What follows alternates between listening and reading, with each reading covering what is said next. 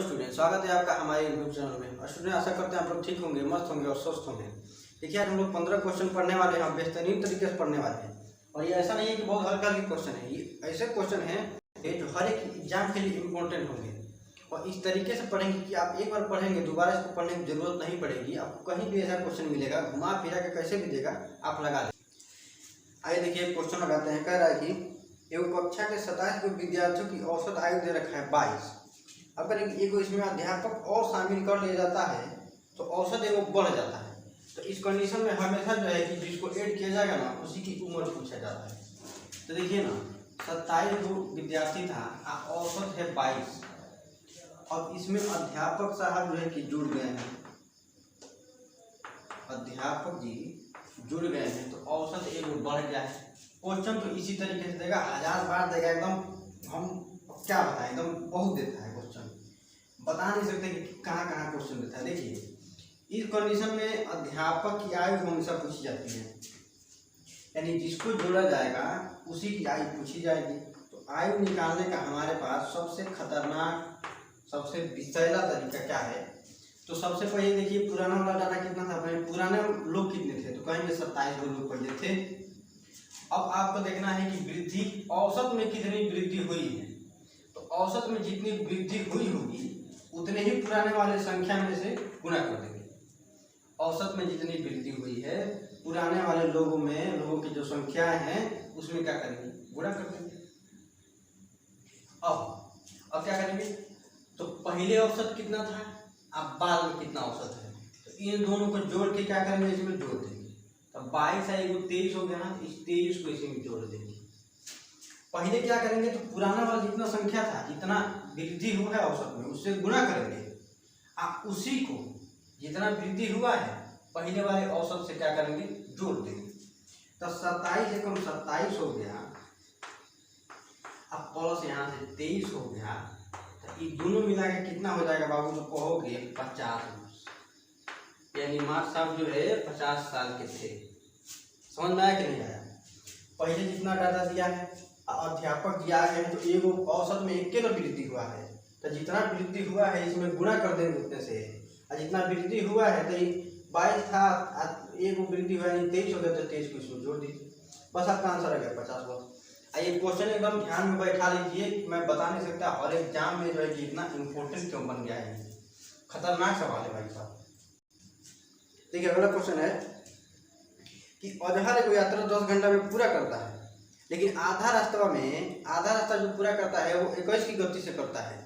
अब बकीवा जो रास्ता है उसको कह रहा है कि 24 की गति से पूरा करता है। तो कुल दूरी पूछ रहा है ना, तय की गई कुल दूरी। अच्छा, मान लीजिए कि यहाँ से अपने घर से वो जाएगा अपने मामा के, यहाँ उसके मामा घर है, यहाँ उसका घर है, यहाँ उसके मामा घर है। अब लेकिन कह रहा है कि समय पूरा दे दिया है, पूरा समय दे दिया है कि 10 घंटा में पहुंचा है, यहाँ से लेकर के यहाँ तक 10 घंटा में पहुंचा है। लेकिन आधा दूरी इसने क्या किया है, तो 21 की गति से गया है। आधा दूरी 21 की गति से गया है, आधा दूरी जो किया है वो 24 की गति से गया है। तो कह रहा है कि यहाँ से और यहाँ तक कितना दूरी तय किया है। तो देखो भाई, समय दे दिया है और चाल दे दिया है। अब पूछा क्या है, तो दूरी। तो दूरी बराबर होता क्या है, दूरी बराबर क्या होता है, आप कहेंगे चाल गुणे समय। दूरी बराबर होता है 4 गुणे समय। तो समय तो 1 को दे दिया है, तो हम समय रख देंगे पट से। लेकिन चाल का क्या करें, चाल तो 2 को दे दिया है। तो एक कंडीशन याद रखिएगा कि जब भी समान दूरी तो यहाँ से यहाँ समान है, तो समान दूरी को 2 अलग अलग चाल से तय किया जाए, तो इस कंडीशन में 2 चाल को एक बनाते हैं। कैसे? औसत चाल लेके। समान दूरी को 2 अलग अलग चाल से तय किया जाए, तो इस कंडीशन में क्या लगता है, औसत चाल निकालना पड़ता है हमें। अब औसत चाल क्या होता है, देखिए लगाना बहुत आसान है, लेकिन समझ जाएंगे बना, तो ऐसा कोई भी क्वेश्चन आएगा तो एकदम फाड़ देंगे। तो औसत चाल देखिए क्या होता है, औसत चाल बराबर होता है 2xy बटे में x प्लस वाई। जब भी एक समान दूरी को 2 अलग अलग चाल से तय किया जाए, तो इसको x मान लीजिए और इसको y मान लीजिए। तो औसत चाल का जो फॉर्मूला होगा 2xy अब बटे में x प्लस वाई। अब देखिए 2xy अब बटे में x प्लस वाई, ये तो हो गया औसत चाल, यानी इस चाल के बराबर इतना हम लिखेंगे, क्या है कि 2 चाल है। अब यहाँ से यहाँ तक 1 चाल होता तो जो है कि चाल 1 लिख देते, समय भी 1 दे दिया है, लेकिन 2 चाल है तो इसको 1 बनाएंगे, औसत चाल बना देंगे। अब समय दे दिया है, समय 1 दिया है तो समय से गुणा कर देंगे, समय से क्या करेंगे गुणा कर देंगे, हमारा आंसर आ जाएगा। तो हम इसको तो नहीं मिटा दे रहे हैं, यहीं पे लिख देंगे, मिटा दे रहे हैं थोड़ा सा। तो अब देखिए 2 एक्स वाई यानी कि 21 गुणे 24, 2 गुणे 21 गुणे 24, ठीक बा। नीचे क्या करेंगे, इनको जोड़ेंगे, यानी एक्स प्लस वाई, एक्स अब प्लस वाई 21 और 24 जोड़ेंगे तो कितना हो जाएगा 45। अब आपको समय कितना दे रखा है, आप कहेंगे 10 घंटा, काट नहीं देंगे, यही हमारा क्या हो जाएगा दूरी हो जाएगा। अच्छा 5 से काटिए तो 5 दूनी 10, अब 5 9 45, 21 9 को देखिए 3 से कट जाएगा, 3 3 9 और 3 7 21, अब 3 से 24 कट जाएगा 8 3 8 24। तो देखिए 7 दूनी 14, 14 8 दूनी 16, तो 14 या गुणे 16 अगर करेंगे तो 6 को 24, यानी कि 224 किलोमीटर पूरी दूरी हो गया। आगे देखिए कह रहा है कि वो कैंप में 180 विद्यार्थियों के पास 20 दिन के लिए राशन है, यदि राशन को 25 दिन चलाना है तो कितने विद्यार्थियों को कैंप छोड़ के जाना चाहिए। आसान सवाल है, देखिए कैसे बनेगा। कह रहा है 180 को विद्यार्थी है, 180 को विद्यार्थी है और खाना है 20 दिन के लिए, गुणा कर देते हैं, खाना है कितने दिन के लिए 20 दिन के लिए। लेकिन कह रहा है कि 20 दिन ना चलाना हो, अगर 25 दिन यही खाना चलाना हो तो 180 में से कितने लोगों को घर जाना पड़ेगा। अगर खाना 20 दिन का खाना है, 25 दिन हमको चलाना है तो 180 में से कुछ लोग को जाना पड़ेगा, तब न चलेगा 25 दिन। तो आप कहिए कि 180 में से 100 लोगों को हम भगा देंगे तो हमारा खाना जो 180 लोग 20 दिन में खाते थे, वही जो बाकी बचे होंगे लोग 25 दिन में खाएंगे। अभी दोनों बराबर है, हो कि नहीं होगा, बिल्कुल जाएगा। देखिए तब 25 को इधर ले आइए तो 180 गुणे में 20 अब बटे हो जाएगा 25, इधर कितना हो जाएगा 180 माइनस एक्स। अब इसको काटिए ना, 5 से काटिए तो 5 बचे 25, 5 चौको 20, अब 5 से 80 कितना हो जाएगा 3 36 बार में होता है, 36 पचे 180 होता है। अब 6 को 24, 36 चौको कितना होता है 144, 36 चौको कितना होता है 144, 144 बराबर होगा इधर से 180 या माइनस एक्स। तो हमको तो मान x का निकालना है, तो x को इधर ले आइए, माइनस में है तो x को इधर ले आइए तो ये हो जाएगा प्लस में, 144 प्लस में इधर जाएगा तो 180 में से घट जाएगा, तो 180 माइनस 144 बराबर क्या हो जाएगा। तो आप कहिएगा कि 44 और 6 50 और 30 80 यानी कि 36 हमारा आंसर हो जाएगा। तो कहने का मतलब कि 180 में से x बराबर हो गया 36, यानी 180 में से 136 लोगों को हमको निकालना पड़ेगा, तब जाके खाना हमारा 25 दिन चलेगा। ऐसा आएगा समझ में। देखिए वो क्वेश्चन है, कह रहे कि मिश्र धातु में सोने और चांदी के भार का अनुपात 17:3 दे दिया है ना। अब कह रहे कि मिश्र धातु में चांदी का वजन 2.7 ग्राम है, तो मिश्र धातु में सोने का वजन कितना होगा। सोना चांदी वाला जो कौन मिश्र धातु है, सोना है, कौन सोना, चैन जो पॉइंट है सोना और चांदी, बाबू सोना वाला सोना नहीं, ये सोना दूसरा है। अच्छा इनको अनुपात दे दिया है, भार का अनुपात कितने दे रखा है तो 17:3। लेकिन तीसरा का कंडीशन पढ़िए, कह रहा है कि मिश्र धातु में चांदी का जो वजन है 2.7 ग्राम दे दिया है। चांदी का वजन कितना दे दिया है 2.7 ग्राम। अब देखिए बाबू ये भी भार है, ये भी भार है, लेकिन अनुपात में भार 3 है और ये ग्राम में भार 3 है। ये अनुपात में भार 3 है और ये ग्राम में भार 3 है, तो दोनों भारे है तो आपस में बराबर होगा, दोनों भार है तो क्या होगा, आपस में बराबर होगा। यानी अनुपात 3 का मान 2.7 ग्राम हो जाएगा। अनुपात 3 का मान 2.7 ग्राम हो जाएगा। तो कह रहा है कि सोना कितना होगा, तो सोना कितना है अनुपात में 17, अनुपात में 3 का मान 2.7, तो अनुपात 1 का मान निकाल लेते हैं। अनुपात 1 का मान क्या होगा, तो 3 इधर जाकर गुणा कर देगा तब तो अनुपात यहाँ पे 1 बचेगा। तो अनुपात 1 का मान हो जाएगा 2.7 भागे 3। तो 3 से 27 को काटेंगे तो 9 बार में जाएगा। एक अंक के बाद दशमलव है तो एक अंक के बाद दशमलव हम लगा देंगे तो 0.9 ग्राम हो गया एक अनुपात का मान।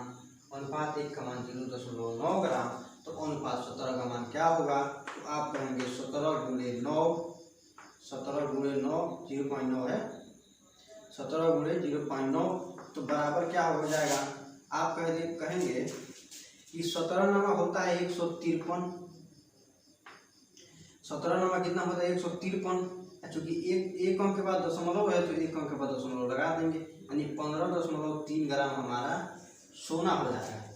आई बात समझ में। चांदी और सोना का अनुपात दे रखा है, 17 और 3 का अनुपात दे रखा है, तो अनुपात में 3 है चांदी और ग्राम में 2.7 ग्राम है, यानी कि दोनों आपस में क्या हो जाएंगे, बराबर हो जाएंगे। अगर दोनों आपस में बराबर हो जाएंगे तो अनुपात में है तो अनुपात 1 का मान निकाल लेंगे, अनुपात 17 से गुणा कर देंगे तो सोना का मान हमारा आ जाएगा। ठीक है, सोना आ जाएगा हमारा। ठीक है, आइए अगला क्वेश्चन देखिए, कह रहा है कि यदि 5 कारों का क्रय मूल्य 4 कारों के विक्रय मूल्य के बराबर है तो लाभ या हानि का प्रतिशत। ये क्वेश्चन एसएससी और रेलवे दोनों का फेवरेट क्वेश्चन है। देखिए कैसे लगाएंगे इसको। तेरी आँखों के दरिया का, देखिए आइए कह रहा है कि 5 कारों का क्रय मूल्य है ना, क्रय मूल्य बराबर कह रहा है कि 4 कारों के विक्रय मूल्य के बराबर है, 4 कारों के विक्रय मूल्य के बराबर है। 5 कारों का क्रय मूल्य बराबर है 4 कारों के विक्रय मूल्य के। अब इस कंडीशन में क्या करते हैं, लाभ चाहे हानि का प्रतिशत पूछता है, पूछ भी क्या सकता है, यही दोनों चीज पूछेगा। और देखिए अब क्या करते हैं कि क्रय मूल्य के नीचे एगो लकीर खींच देते हैं इसे। अच्छा, यही काम विक्रय मूल्य के भी नीचे करते हैं। क्रय मूल्य के नीचे विक्रय मूल्य वाला डाटा लिखते हैं, क्रय मूल्य के नीचे विक्रय मूल्य वाला डाटा लिखते हैं, तो यहाँ से आ जाएगा 4। अब विक्रय मूल्य के नीचे क्रय मूल्य वाला डाटा लिख देंगे तो यहाँ हो जाएगा 5। अब क्रय मूल्य हो गया 4, अब विक्रय मूल्य हो गया 5, यानी क्रय मूल्य का मतलब आपने कोई चीज 4 रुपये में खरीदा है, अब विक्रय मूल्य का मतलब आपने 5 रुपये में उसे बेचा है। तो देखिए ना, 4 रुपये में कोई चीज आपने खरीदा है, आप 5 रुपया में बेच दिया है, तो 1 रुपये का लाभ होगा, 1 रुपये का लाभ होगा। अच्छा, कितने में लाभ होगा, तब 4 रुपये में खरीदे थे तभी नहीं 1 रुपया लाभ हुआ है। तो लाभ हानि की गणना हमेशा क्रय मूल्य पे करते हैं, तो क्रय मूल्य कितना है 4। अच्छा, कोई प्रतिशत में पूछा तो प्रतिशत के लिए क्या करते हैं, 100 से गुणा कर देते हैं।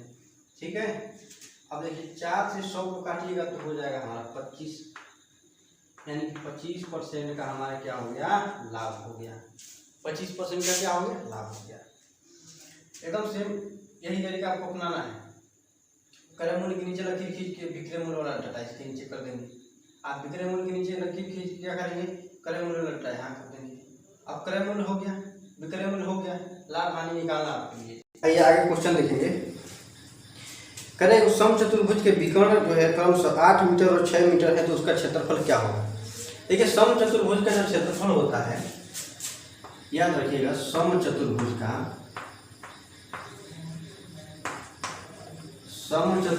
जो क्षेत्रफल होता है, जब विकर्ण दे रहे हो, जब समचतुर्भुज का विकर्ण दे दिया हो तो उसका क्षेत्रफल कैसे निकालते हैं, तो 1/2 आगुणे पहले का विकर्ण आगुणे दूसरा का विकर्ण, यही होता है समचतुर्भुज का क्षेत्रफल। तो दोनों विकर्ण हमको मिल ही गए हैं तो आराम से निकाल लेंगे 1/2।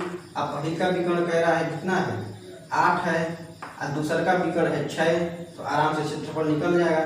तो 8 6 होता है 48, 48 भागा 2 कितना हो जाएगा 24। तो 24 वर्ग मीटर हमारा, 24 वर्ग मीटर हमारा क्या हो जाएगा, क्षेत्रफल हो जाएगा। क्षेत्रफल की इकाई होती है वर्ग मीटर। ठीक है, समचतुर्भुज के क्षेत्रफल क्या होता है 1/2, पहले का विकर्ण गुणे दूसरे का विकर्ण। आपका आंसर कितना आ गया 24 वर्ग मीटर। 24 वर्ग मीटर आ गया आपका क्षेत्रफल। आइए अगला क्वेश्चन देखते हैं। और इतू सा भी वीडियो अगर पसंद आए तो भाई शेयर और सब्सक्राइब जरूर कीजिएगा। देख पा रहे कि राम और रहीम एक दूसरे से 680 मीटर की दूरी पर खड़े हैं। वे क्रमशः 8 मीटर पर सेकंड और 9 मीटर पर सेकंड की गति से एक दूसरे की ओर दौड़ना शुरू करते हैं। वे कितने समय बाद आपस में मिलेंगे, यानी कि मिलने का जो है समय पूछ रहा है आपसे। पहले तो हमें फिगर ड्रा करके थोड़ा सा बता दें। यहाँ पे राम है और यहाँ पे रहीम है। अब कह रहे हैं कि इन दोनों के बीच की जो दूरी है, यानी एक दूसरे से कितनी दूरी पर खड़े हैं, तो 680 मीटर की दूरी पर खड़े हैं। अच्छा, इन दोनों का चार्ज दे दिया है। तो राम जो है कि रहीम की तरफ दौड़ रहा है कितनी की गति से, तो 8 मीटर पर सेकंड की गति से। और रहीम राम की तरफ दौड़ रहा है कितने की गति से, तो 9 मीटर पर सेकंड की गति से। अब कह रहा है कि कहीं ना कहीं तो मान लीजिए यहाँ पे आके मिलेंगे ना, ये इधर से दौड़ेगा इधर से आके दौड़ेगा, तो इस बीच में कहीं ना कहीं तो मिलेंगे। तो यही मिलने का समय पूछ रहा है कि कितने समय बाद मिलेंगे। तो देखिए मिलने का समय जो होता है ना, समय, तो समय बराबर क्या होता है, आप कहेंगे कि समय बराबर होता है चाल, समय बराबर होता है दूरी अब बट्टे में चाल। समय बराबर क्या होता है, दूरी बट्टे चाल। तो दूरी कितना दे दिया है 680 मीटर। आप लिखिए 680 मीटर और नीचे क्या लिखना है चाल, लेकिन चाल देखिए दुगुना दे दिया है। तो जब भी दुगुना चाल दे और इस कंडीशन में दे कि दो वस्तुएं एक दूसरे के पास आए तो चाल को जोड़ देंगे। लेकिन जब दो वस्तुएं कहें कि एक दूसरे से दूर जाएं तो चाल घट जाता है, और जब दो वस्तुएं पास आती हैं तो चाल जो है कि जुड़ जाता है। तो ये इस कंडीशन में क्या हो रहा है, राम और रहीम एक दूसरे के करीब आ रहे हैं, यानी पास आ रहे हैं, तो चाल क्या होगा हमारा जुट जाएगा। तो 9 और 8 कितना होता है बाबू, तो आप कहेंगे 17 और 17 चौको होता है 68। तो आपका आंसर आ गया 40 सेकेंड, यानी 40 सेकेंड बाद ही एक दूसरे से क्या हो जाएंगे, मिल जाएंगे। हमेशा ध्यान दीजिए कि जब भी दो गो चाल दे, इस कंडीशन में ये होता है, दो गो चाल देगा तो क्या करेंगे, दोनों चाल को एक कर लेंगे। दो गो चाल एक चाल हमको बनाना है ना, तो दोनों चाल को एक चाल बना लेते हैं, बस हमारा आंसर आ जाता है। आइए अगला क्वेश्चन देखेंगे। कह रहे कि यदि एक चतुर्भुज के कोणों का अनुपात 3, 5, 9, 13 है तो सबसे बड़ा कोण क्या होगा। अच्छा देखिए कि चतुर्भुज जो दे रखा है ना, तो चतुर्भुज का जो है कि चारों कोणों का जो योग होता है वो 360 डिग्री होता है।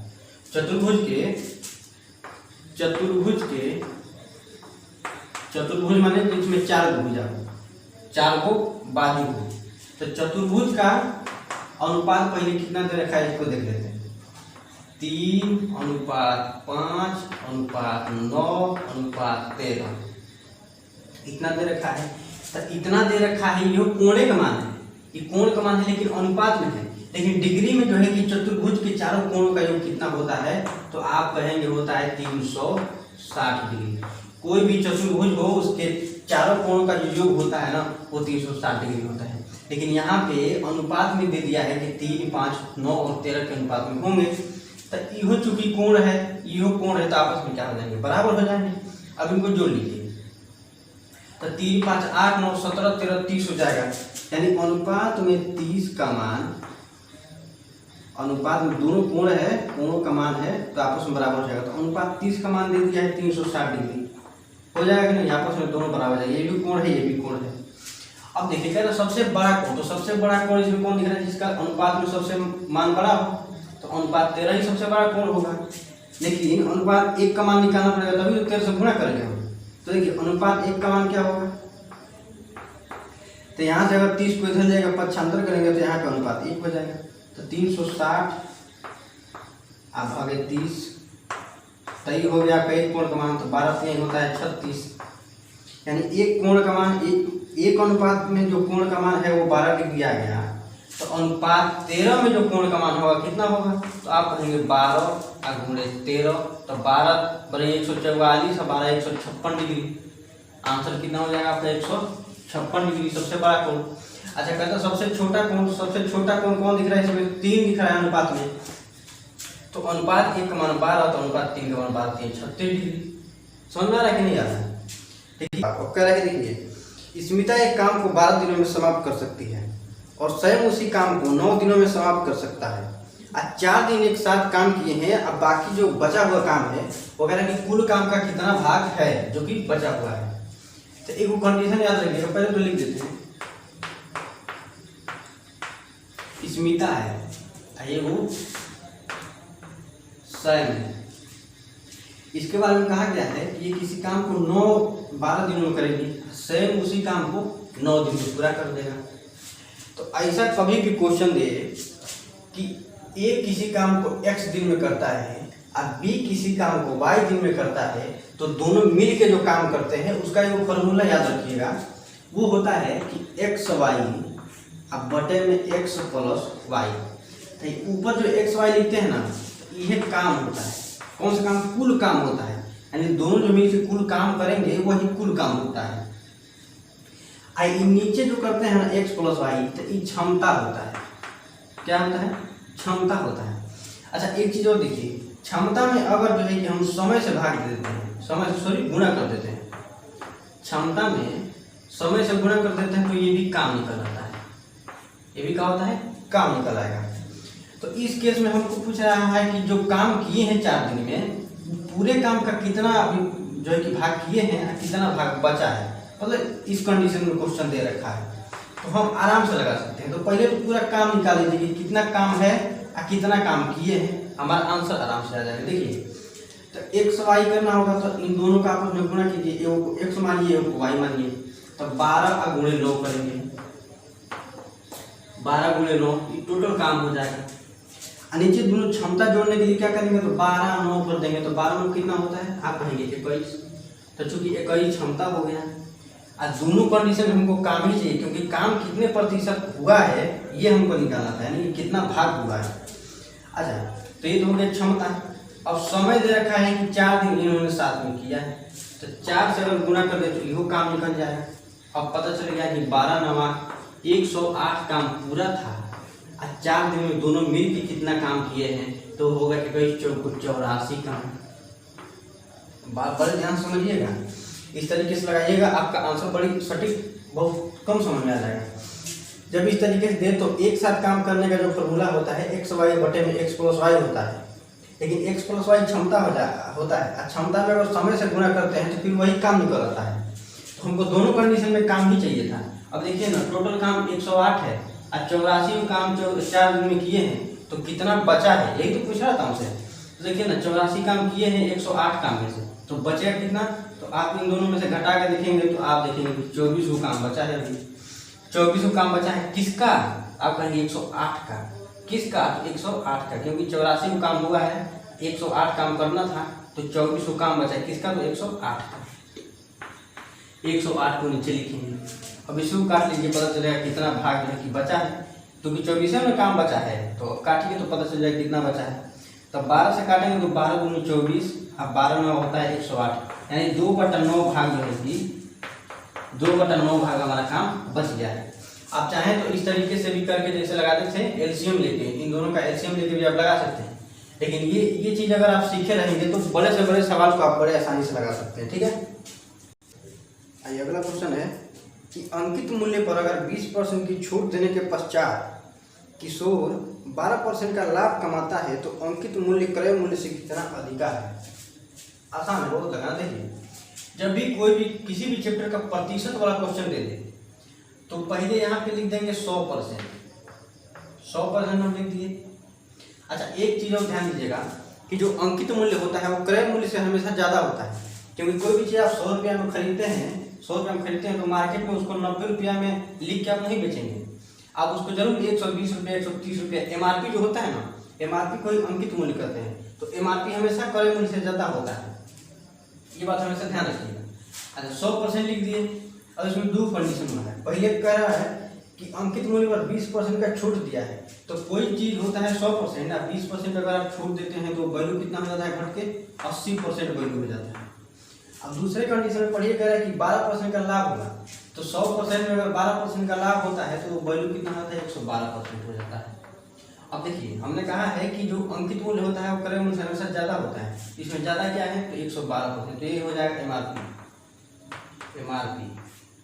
एक बार समझ लीजिए, क्योंकि ऐसा क्वेश्चन बहुत परेशान करता है, लगाने नहीं देता, जो भी क्वेश्चन आपका फंसा कर रख देगा।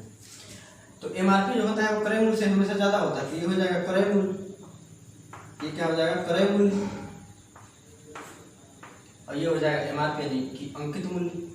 अब कह रहा है कि अंकित मूल्य क्रय मूल्य से कितना ज़्यादा है, कितना ज़्यादा है, देखिए तो ये कहेंगे कि 20 और 12 32, तो 32 वो तो ज़्यादा है 32%।